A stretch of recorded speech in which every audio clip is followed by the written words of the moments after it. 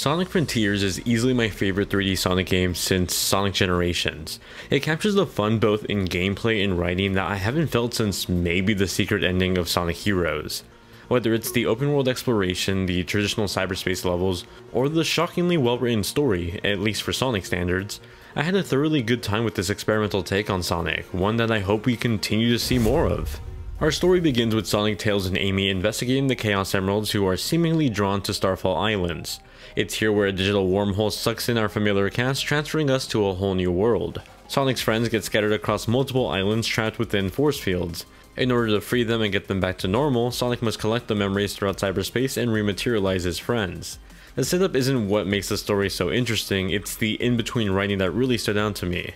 Conversations between characters feel a lot more down to earth. Sure, the characters' traditional personalities are still there, Sonic is still snarky with attitude for example, but the weight of what's happening around him is felt to a degree that just doesn't feel very familiar for a Sonic game. Sonic also doesn't immediately feel like he has plot armor, you see him get beat up quite a bit very early on in the game. Sure, Sonic Forces also tried to do that recently, but I would argue here it feels believable. There's also a lot more personality from characters I haven't really seen have one in years, like Robotnik. His callbacks to prior events in the series specifically were a big highlight to me. Narratively speaking, I think Sonic Adventure 1 and 2 continue to be the best of the series, but Sonic Frontiers trails behind in third place for me when looking at it as a whole series. Sonic Frontiers is the biggest gameplay shift in the mainline Sonic series since the boost stages in Sonic Unleashed. The major change with Sonic Frontiers is the adoption of what Sega calls the open zone gameplay. While immediately the structure of the world felt like a cross between Sonic gameplay inside of a Breath of the Wild world, these are more like sandboxes rather than a single open world. Frontiers takes very little time to open up to the first major sandbox and giving you free reign on what to do. Sure, you'll have main objectives that'll continue on the main story, but nothing is stopping you from taking it at your own pace. Scattered across the open sandbox are cyberspace levels that are bite-sized levels similar to Sonic Generations. These can be opened by collecting portal gears around the sandbox. Every cyberspace level also has a few challenges like completing the level under a certain time frame within a certain rank, or collecting all the red rings in the level.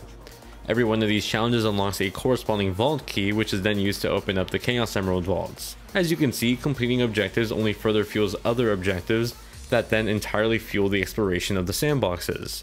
That exploration is a lot of fun. It almost feels like a Far Cry experience as you'll go from sandbox completing puzzles that reveal more of the map around you. As that happens, more pieces of the environment begin to appear as well. These come in the form of rails, boost pads, and more Sonic level related items. They look out of place in the environment, but once you play more and realize the whole randomness of the cyberspace levels, it does begin to feel a bit more fitting to the theme. In addition to revealing more of these environments, you can collect items that raise Sonic stats. That's right, there's some sort of RPG system here. Throughout the sandboxes are XP and collectible items that can then be used to further increase Sonic's defenses, attacks, and top speed. Even unlock new abilities too. The abilities all tie into Sonic's new combat system. Sure, you can still boost and perform homing attacks, but now Sonic can unleash a series of punches, kicks, and projectiles. There's even a combo system in place that can buff Sonic's attack if the meter fills up. All of this sounds so bizarre for a Sonic game, or at least a mainline one, but it somehow works. It's not the best execution, some attack sequences can feel a bit repetitive, but the idea behind these changes I think are a good one. It's a change I can see getting refined and better executed in future titles. I feel the same way about the open sandbox approach as well. There's a formula of collecting portal gears by exploring the world, then completing traditional Sonic levels that then further progress the story. Those challenges and side objectives further entice me to explore the world and replay levels. However, these cyberspace levels feel like clones from prior games, with visual assets straight up ripped from other games like Sonic Generations and Sonic Unleashed. The sandbox world in comparison feels much better planned out, new and exciting, fun to explore and play through.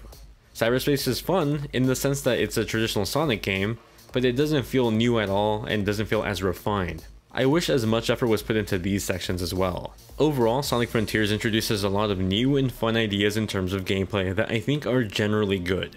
Some are better than others, and despite that, I think this was a good try at reinventing Sonic, or at least pushing him in a new direction. That's how I feel about the project overall. It's a good game that could be better. Sonic Frontiers is a lovely looking game. The open zone landscapes are beautiful to look at, fun to run through, and features some of the best lighting I've seen in a Sonic game.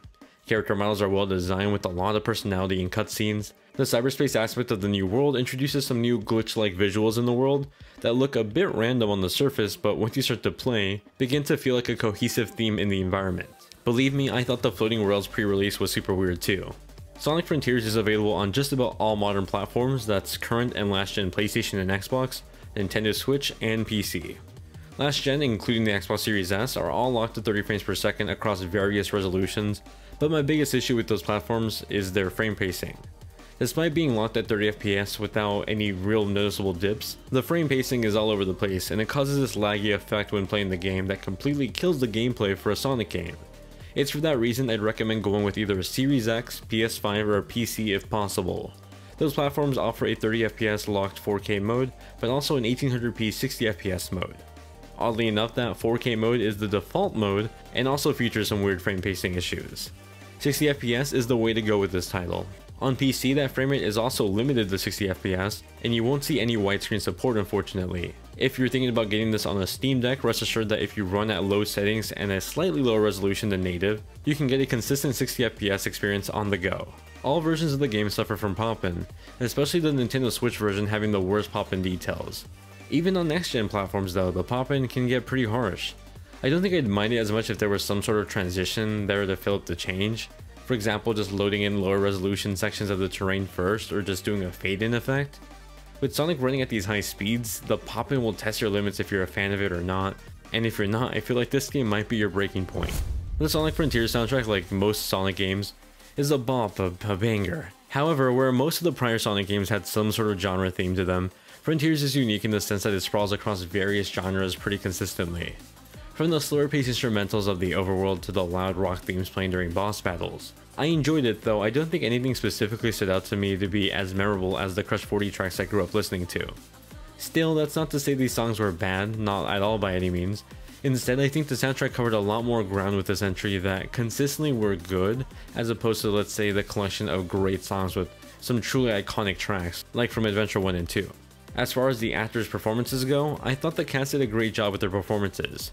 Generally, I think the writing with this gave the actors a lot more to work with in regard to showing Sonic and his friends' personalities.